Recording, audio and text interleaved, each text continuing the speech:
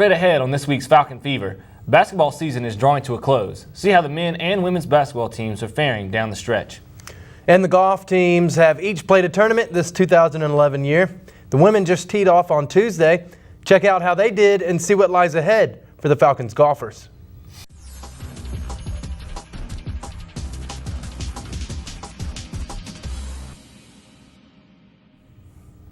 Welcome to this week's Falcon Fever. I'm Coleman Sears.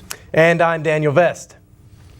We start things off on the diamond. Since stumbling out of the gate on the road against West Florida, the Falcons baseball team has been on a tear, winning their last three and looking for a fourth coming into their match in Tuscaloosa against Stillman College.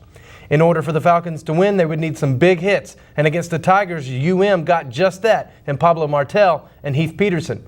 Martel scored an RBI and scored a run in the seventh, and in the eighth, Peterson blasted one over the outfield wall for a home run to extend Montevallo's lead to 4. The Falcons ended up winning by 2, 6-4. Justin Burgess also had a good night, going 2 for 4 at the plate with 2 RBIs. Michael Shreves picked up his first victory of the season, improving to 1-1. He gave up 2 earned runs on just 7 hits over 6 frames. He also walked 1. The win marks the 4th in a row for the Falcons, bringing their record to 4-2 on the year. The guys will be back on the road this Wednesday as they travel to West Georgia. But they are back for a 3-game home series with Northern Kentucky on February 19th and 20th.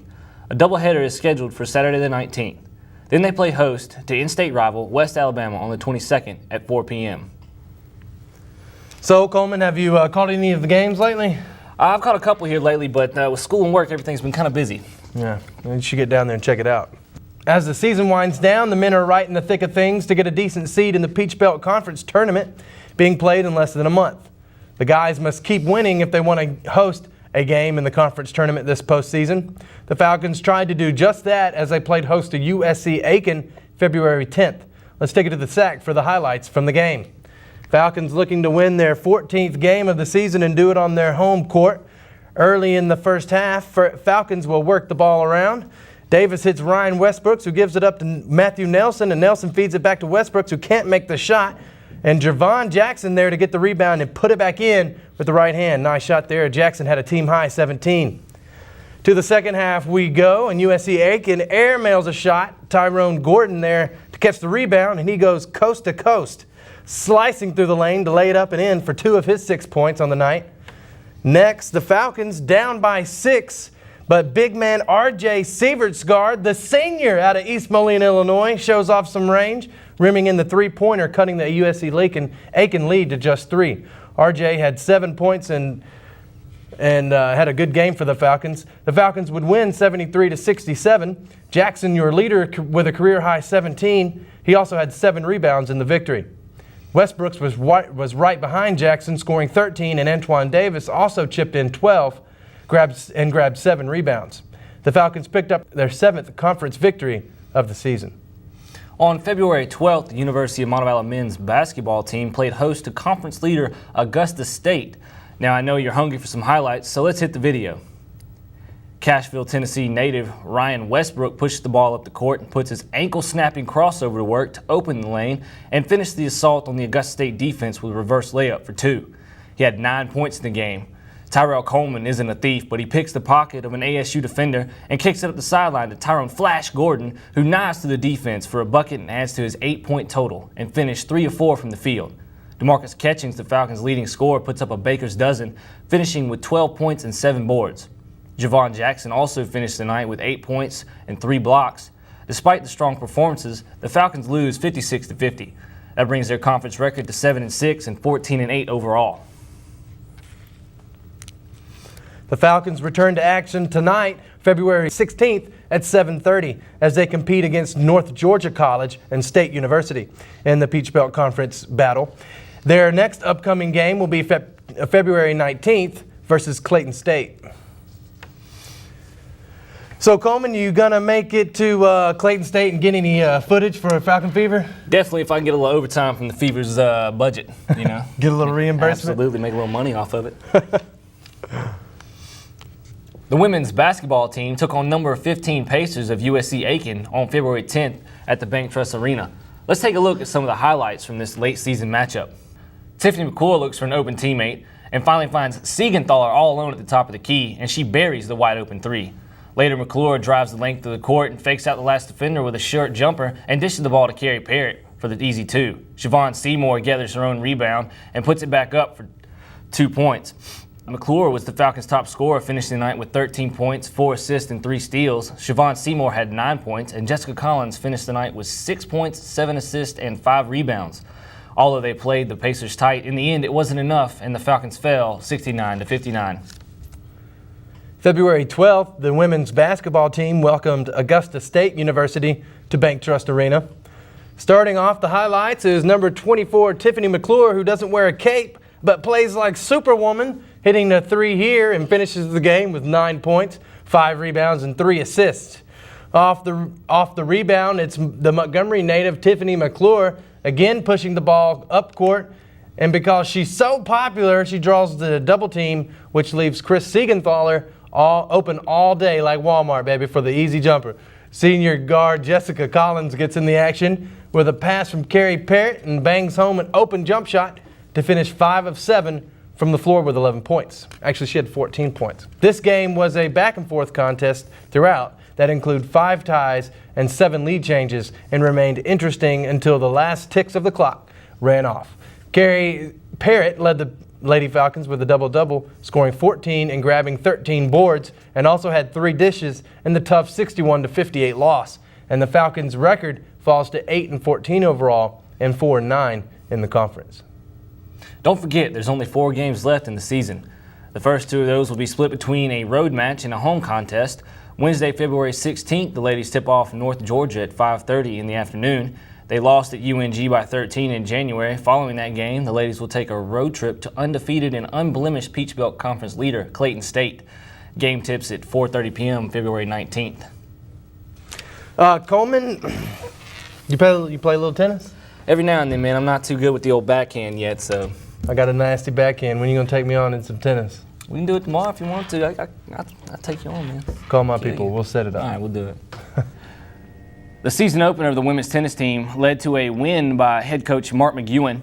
The Falcons claimed a 7-2 win over West Georgia in their game last Wednesday, winning 2 of the 3 doubles and 5 of the 6 singles. Junior Helena Nordgren and senior Callie Robinson grabbed the first doubles win with an 8-0 score, while freshman Kayla Hackett and senior Cody Bobo picked up the second 8-3. Hackett won the first singles match in a slaughter 6-0, 6-0 as Robinson took the lead and claimed the second singles 6-1, 6-0. Nordgren snatched the singles victory in the next match, winning 6-4 and 6-0, while Bobo took down the fourth singles with 6-0, 6-1. Sophomore Amy McGuckin sealed the UM victory in the fifth singles, losing the first set 6-4, then taking them down with a win in the second set and third set 7-5 and 10-6. The women's tennis team traveled to the University of West Florida on Saturday, February 12th for 2 matches. The Falcons claimed a win in their first match versus Stillman College with a solid 8-1 victory, sweeping the doubles and winning all but 1 singles match. Freshman Kayla Hackett and senior Cody Bobo scored a double win 8-3, while senior Haley Grant and sophomore Amy McGuckin took another double 8-2. Hackett and McGuckin had the best singles, winning 6-0, 6-1 for both matches. Nordgren took a single at 6-4, 7-5, and Bobo added to that with her single of 7-6, 7-0 with a second set of 6-2. She lost that first set 7-6, won the second set 7-0, and then won the last 6-2. Robinson won number 2 singles at 6-3, 6-1 to claim the win. The Falcons' second match on Saturday didn't end well, with the Falcons match Florida Tech at the University of West Florida for their second match on Saturday, February 12th, and fell 9-0. UM won only 7 games in the entire match versus number 28 Florida Tech. Nordgren battled in number 1 singles, falling 6-0, 6-0 to the 24th ranked player in the country. Robinson, Hackett, and Gant each lost 6-0, 6-1, making them the only Falcons to pick up games in the singles match. The women's tennis team has a few games coming up. The Falcons play host to Georgia Southwestern and face a Peach Belt Conference opponent for the very first time this season. They have an early start at 9 a.m. on February 19th. Then later that same day at 4 p.m. they host Alabama Huntsville. The following day, on the 20th, that's Sunday, the ladies face off against PBC opponent Columbus State at 1 p.m. Coleman, do you like to get out and play a little golf, man? You hit the links or whatever? Yeah, I like to hit the links every now and then. What's your handicap? What's your best round? Oof, 105. 105? It's up there, man. Hey, that's not bad. That's not bad. You know, I'm shooting around a 68, trying to get yeah, I hear you. Yeah, you know, the PGA Tour wants me. Tiger Woods out here. I gotta, I'm a mass comm. I gotta finish school. The millions can wait. Yeah, gotta wait for that. Don't want to cheat on all them, have sex with women too. For sure. The men's golf team will return to the field to match the AASU Pirates next Monday and Tuesday. That's February 21st and 22nd, as they take part in the 2011 Peach Belt Conference in Pooler, Georgia. The women's golf team blew the dust off their clubs on February 15th and headed to Hilton Head Island, South Carolina for their first tournament of this semester. Tracy Marshall tied for 43rd and finished highest of the Lady Falcons, with Kaylee Hill right on her heels finishing 47th. All the ladies played hard. They finished 12th overall. They can only do better from here. The women's golf team has a short break before their next match in the next couple weeks. The tournament is February 28th at the Ann Rhodes Invitational at the Robert Trent Jones Golf Trail in Oxmoor Valley, Birmingham. The Falcon Fever Player of the Week is junior Heath Peterson. Peterson anchors first base for the Falcons baseball team and cranked his first home run in a winning effort against Stillman College. He leads the team with a .350 hit percentage, going 7 for 20. He has scored 6 runs and batted in 2 for the Falcons. There he is, your Falcon Fever Player of the Week. Well, looks like that's all the sports we've got for you this week. Tune in next week for all your Falcon Fever coverage.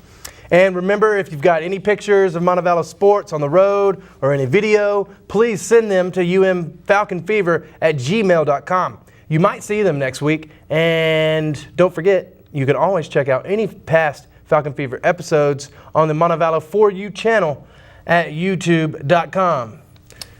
And don't forget to catch the fever. Boom.